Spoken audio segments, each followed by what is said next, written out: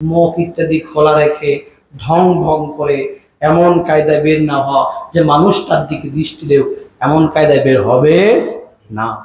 কারণ আমরা হলাম মুসলিম জাতি, আল্লাহ পাক আমাদেরকে শ্রেষ্ঠ জাতি হিসেবে বানিয়েছেন। আমরা অন্য ভোগ সামগ্রী হব না। যার যার স্থানে আল্লাহ রাব্বুল আলামিন তারকে মর্যাদা দিয়েছেন, বললাম আলহামদুলিল্লাহ। মার মর্যাদা আলাদা দিয়েছেন, মেয়ের মর্যাদা আলাদা দিয়েছেন, বোনের মর্যাদা আলাদা দিয়েছেন, ভাইয়ের মর্যাদা আলাদা দিয়েছেন, বাপের মর্যাদা আলাদা দিয়েছেন। গ্রামবাসী একজনকে আরেকজনের উপরে মর্যাদা দিয়েছেন। রাসূলুল্লাহ সাল্লাল্লাহু আলাইহি ওয়াসাল্লাম শিক্ষা দেন, আল মুসলিম আকুল মুসলিম, এক মুসলমান আর এক মুসলমানের ভাই। ফাসারনা ফি বুয়ুতিকুন্না, এর মানে আল্লাহর কাম্য হচ্ছে মহিলারা হবে ঘরে অবস্থানকারী, তারা ঘরে কাজ বাজ করবে। স্বামী বাহিরে কাজ করে আসবে, তারা ভিতরে যাবতীয় কাজ ঘরের কাজ বাজ আঞ্জাম দেবে। তাহলে আল্লাহ পাকের কাম্যই হচ্ছে যে তারা গৃহবধূ হবে, বাড়িতে অবস্থান করবে, কাজ কাম করবে, বাড়ির ঘরের যাবতীয় কাজ কাম করবে।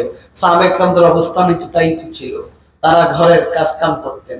রাসূলুল্লাহ সাল্লাল্লাহু আলাইহি ওয়াসাল্লাম বাইরে থেকে আয়েশা দেখতেন যে রান্না বাড়া চলতেছে। এখন আল্লাহর হাবিব জনাব মুহাম্মদ রাসূলুল্লাহ সাল্লাল্লাহু আলাইহি ওয়াসাল্লাম সহযোগিতার জন্য তরকারি করতেন। সহযোগিতার জন্য কি করতেন? তরকারি করতেন। তাহলে তারাও গৃহিণী ছিল, ঘরের কাজ করতেন। ওয়ালা তাবাররাজনা। আর দ্বিতীয় বিষয় হচ্ছে, যদি বের হওয়া লাগে, যদি কি হওয়া লাগে? বের হওয়া লাগে, শরীর সম্মত কারণবশত বের হওয়া লাগে, তাহলে সৌন্দর্যকে প্রকাশ না করে জাহিলি যুগের মতো, জাহিলি যুগের মানুষের যেমন অবস্থান ছিল, যেমন তাদেরকে ভোগ বিলাসের পাত্র বানাইতো। ওয়ালা তাবাররাজনা তাবাররুজাল জাহিলিয়াতিল উলা। জাহিলি যুগের মানুষের যেই নোংরামি অবস্থান ছিল, তাদের যেই নারীদেরকে যে ভোগ বিলাসের সামগ্রী বানাইয়া নারীদের মর্যাদাকে হানি করা হতো, এভাবে যাতে বের না হয়। যে তাফসীরের ভিতরে লেখছেন যে তাদের সৌন্দর্য ঢেকে বের হবে। তাহলে দুইটা জিনিস, একটা হচ্ছে আল্লাহর কাম্যই হচ্ছে মহিলারা কোথায় থাকবে? ঘরে অবস্থান করবে। আর রাসূল এইটাই বলতেছেন, মহিলারা পর্দাশীল, তারা পর্দায় থাকবে। যদি পর্দা থেকে বের হয় তাহলে তারা কি হবে? শয়তানের হাসি তামশার জিনিস হবে, শয়তান তাদের প্রতি উকি মেরে তাকিয়ে থাকবে। আর যদি শরীয়ত সম্মত বের হওয়া লাগে, ওয়ালা তাবাররাজনা তাবাররুজাল জাহিলিয়াতিল উলা, যদি বের হয়েই লাগে, কোনো কারণবশত বের হওয়া লাগে, তাহলে জাহিলি যুগের মতো বোরকা ছাড়া, মুখ না ঢাইকা, এমন কায়দায় নিজের সৌন্দর্যকে প্রকাশ করে বের না হবে যে মানুষ দেখলেই তাকেই থাকে। কি কথা ঠিক না বে ঠিক? যেমন রাসূলুল্লাহ সাল্লাল্লাহু আলাইহি ওয়াসাল্লাম ফরমান, আল্লাহ তাআলা লা'নাল্লাহু নাযরা, আল্লাহ রাব্বুল আলামিন লানত করেন, অভিশাপ দেন ওই নারীদের উপরে যারা, ওই পুরুষদের উপরে যারা দৃষ্টি করে, অর্থাৎ নারীদের প্রতি দেখার একবার মানে ইচ্ছাকৃতভাবে দুনিয়ার মোহে লালসায় পড়ে তাকিয়ে থাকে, এমন দৃষ্টি যারা দেয়, কুদৃষ্টি যারা দেয়, আল্লাহর হাবিব বলেন আল্লাহ রাব্বুল আলামিন তাদের প্রতি অভিশাপ করেন। আর তাদের প্রতি অভিশাপ করেন যারা দৃষ্টিকৃত হয়, অর্থাৎ যারা সেজে গুছে মানুষের সামনে তাদের দিকে তাকাও, এটাই যারা চায়, আল্লাহ রাব্বুল আলামিন তাদের উপরও কি করেন? লানত করেন। লানাল্লাহু নাযরা আল মানযুর ইলাইহি, যে দৃষ্টি করে আল্লাহ পাক তার উপরও লানত করেন।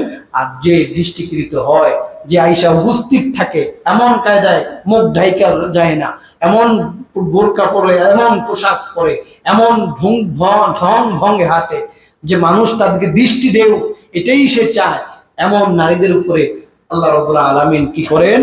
লানত করেন। আর এমন পুরুষ তাদের উপরে লানত করেন যারা এক রাস্তা দিয়ে গেলে এমন সময় হাঁটে বা এমন ভঙ্গিতে তারা হাঁটে যে মহিলাদের দিকে তারা দৃষ্টি দেবে বা কুদৃষ্টি করবে। আছে বিভিন্ন কায়দা কানুন আছে, এমন সময় হাঁটলে সে জানে অমুকের সাথে সাক্ষাৎ হবে, এজন্য দৃষ্টি দেওয়ার জন্য সে উপস্থিত থাকে। আছে না? হ্যাঁ, এমন ভঙ্গিতে হ্যাঁ গাড়ি নিয়ে উপস্থিত থাকে,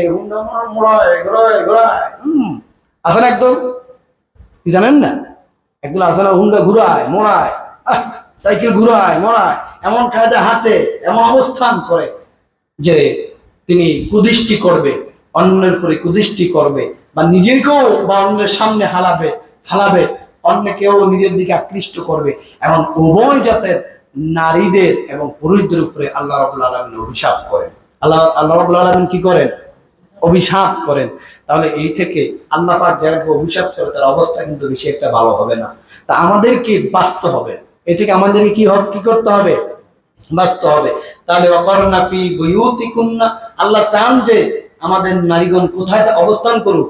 ঘরে অবস্থান করুক। ওয়ালা তাবাররাজনা তাবাররুজাল জাহিলিয়াতিল উলা, আর যদি বেরি হওয়া লাগে, বাড়ি থেকে বের হওয়া লাগে শরীয়ত সম্মত অবস্থায়, তাহলে জাহিল যুগের মানুষের মতো, জাহিল যুগের নারীদের মতো সৌন্দর্য বিলিয়ে বের হবে না, বরং পর্দা বৃত্তির ভিতরে থেকে হ্যাঁ শরীয়ত সম্মত অবস্থায় বের হবে।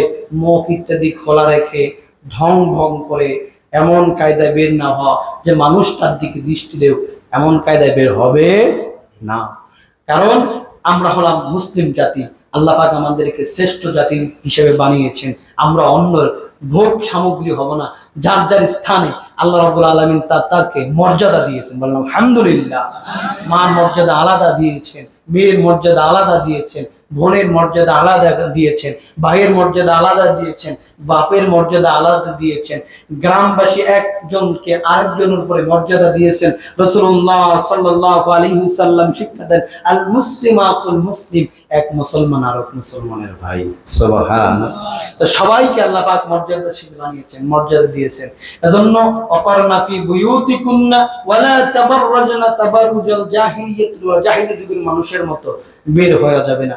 হ্যাঁ, এখন শরীয়ত সম্মত কি বলে হজে যাব। এখন বলেন তো, শরীয়ত সম্মত হজে কি কোনো মহিলা একা যাইতে পারবে? হ্যাঁ, তার মহরম কাউকে নিয়ে যাইতে হবে, মহরম কাউকে সাথে নিয়ে যাইতে, উমরা যাই মহরম কাউকে সাথে নিয়ে যাবে। এজন্য বাড়ি থেকেও বের হলে গায়রে মহরম নিয়ে বের হতে পারবে না, মহরম কাউকে নিয়ে বের হবে। এটাই শরীয়তের কাম্য। কি বুঝতেছেন বন্ধুরা?